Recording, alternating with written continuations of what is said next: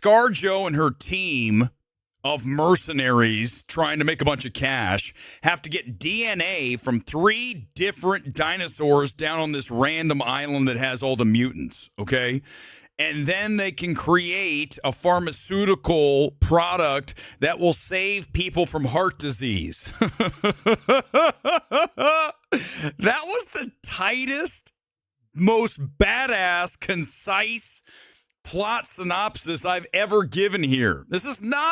You're not watching Film Threat where they talk for like 5 minutes about what the movie's about. That's it. ScarJo's so fucking hot too, right? She's on the wrong side of 40. Did you guys know that? She's so hot. Seriously.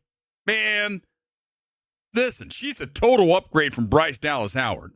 Oh my God, Weber, you're the worst. What are you doing? How dare you say these things? Too bad, man. You know I'm right. She's a better actress, and I think she's for sure one of the reasons that I sort of liked this film at the beginning. There's Scarlett Johansson. Look at her. My God, Colin, you are some lucky bastard, aren't you? But let's get back to the problem here, and I'm going to see if I can find it in the trailer, and I can pinpoint exactly the problem. There is the problem. That guy, his daughters, and one of his daughter's boyfriends, Xavier. Holy shit.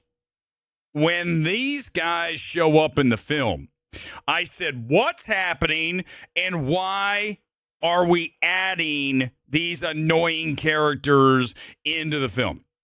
Now, if you haven't seen it, you need to watch and wait until you see the sailboat and there's Dad and the daughters and Xavier.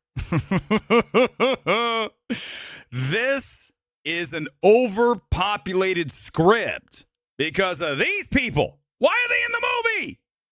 And you notice in the trailer, they don't even really introduce them. They're not really part of the team. They just show them being chased by the T-Rex because Universal, in test screenings, they had to hear from people saying, what the hell's up with Xavier and the dad and the daughters? Why are they in this movie? Because I will say this, okay? They're Latino. So is that for the Hispanic population to relate to? You have to ask these questions, right? Because when I am writing a script, I need to know why this character's here. Other than to put some kids in peril like we saw in the initial 1993 Jurassic Park that is far superior to anything in this film. Okay? Gareth Edwards directed. Of course, you remember Godzilla 2013-14. Was it 14 on that? And he does the same thing that we saw in that film, okay? He focuses so much on the human characters that by the time we get to the dinosaurs, you're kind of just checked out. But it's really about this injection of these 4 characters that destroy the film, okay? I mean, some of the things that they have Xavier saying in this movie are the dumbest shit ever. Let me just see if I can try to recall exactly what the line is. Xavier, which I'm sure I can't even find him in the actual trailer because Universal knows that character, what the hell are we doing? He's like a pothead loser boyfriend of the daughter. He says, as he's looking out over the Jurassic world that they're going to be into and all the mutant dinosaurs, he's like, have you ever thought that when old people buy their last bed, they say to themselves, this is going to be the bed I die in? What? Menzel was sitting next to me tonight. I looked over and go, holy fuck, what is that shit? Xavier with a bed? Old people dying? I mean, David Koepp, who wrote this and wrote the initial screenplay, how old is he now? I haven't looked. I'm going to guess he's like 1,000 because this script's terrible. And when you have a line like that, who okayed that? Universal, let me tell you, I like you as a studio, okay?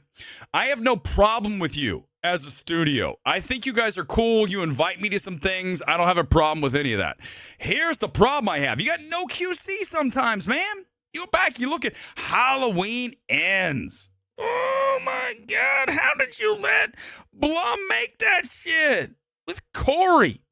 This is now another completely unnecessary character from you, Universal. Oh, I'm sorry, it's actually 3. You guys ready for 3 unnecessary Universal characters that pretty much destroy the films, okay? We know for sure that Xavier tonight destroys this film along with the dad and the daughters. Completely useless. Get them out of the film. I want them gone. Out, okay? Go to Halloween Ends. Corey. Goodbye. Corey's gone and tag teaming with Michael Myers. That's out. And you ready for the third one? And the third one is one that we talked about a lot when the film was out. And I was like one of the only people who said it does not work. And some of you who are very smart, because I know we have the most intelligent viewers. We are not Grace Randolph. We have the best here at MMT. I told you what. You guys know. If you're in the comments now, someone's already said it. I'm by myself tonight. I can't see it live. But I'm going to tell you, someone out there said Gordy in Nope. These 3 characters do not work. It was Xavier's 4 characters. But, okay, just 3 examples. Gordy in the scene when we see that at the sitcom where all hell breaks loose, that's a great scene, but it doesn't interlock into the screenplay the way that you've been told it doesn't work, okay? Trust me. Guys, listen, if you pay me to come into your test screening, I will absolutely give you the best possible version of your film. And I would tell you, I mean, I wouldn't even hesitate when this film was over to go, is there a way we can get rid of Xavier, the dad, and the daughters and still have this film? Because I need them all out. I want them out of the film. I don't know if we have to reshoot. I don't know what we have to do, but I want to extract them. I want to remove them forcibly, like pulling wisdom teeth. I want to rip them out of the film, and I want to just go with ScarJo, Mahershala Ali, and Rupert Friend and the team and let them do their thing, okay? I don't need Xavier and his bed comments and his, I want to get high. I got to take a piss. It's fucking horrible, okay? That whole injection is brutal. Now, why is this even more important? Because when you do this, okay, guys, when you do the addition and you cram in these characters that don't need to be there, you end up with what you see here at the bottom of the screen, an overlong runtime. Because of those characters, they're eating up time and space in the script. And now, instead of a really tight, okay, probably never going to be great, but still at least better than what we get here tonight. You end up at 145, maybe 150, not 215, okay? Because of the characters, you're adding time, right? It's like sitting in a taxi and the meter's running. You're adding more time for Xavier to give us lines like the deathbed. And I need to piss, and all the things that I dragged through here. That character is the dumbest shit I've ever seen, okay? And I don't know if it's to appeal to young kids who are dropout losers. I don't know what the deal is, but it doesn't work.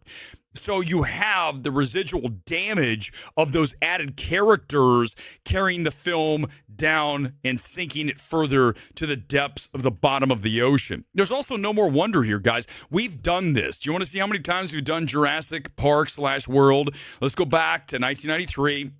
You can see here on the Wikipedia page, that was the first. Of course, we all remember that. And then The Lost World, the sequel in 97. Then Jurassic Park 3 in 2001.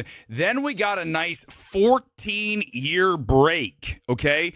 Which was okay, right? We need that. I need a refractory period, certainly now, of like a decade plus. But we had 14 years between JP3 and Jurassic World, okay? Then, 3 years later, Fallen Kingdom. Then, as you guys know, 3 years ago, we got Dominion, and now we got Rebirth, okay? I said after Dominion, a film that is better than this, which I didn't think really that we'd be discussing that tonight because I don't think that's a great film. It's okay, but at least you have the original characters from the 1993 flick in that. In this film, you don't. You only have ScarJo, and she's hot, but it's not enough, right? So when you look at this film in totality, It just does not need to exist. And as such, I need a break, man. I need a serious break from Jurassic Park, Jurassic World, whatever you want to do next. You need to put it on ice and let it fossilize, because this is done as far as I'm concerned. Okay, the MMT score is 65%. That is a D, and I am disappointed, much more so than I expected, and I really do blame that overpopulated script for bringing this down a good 15 percentage points, if not more.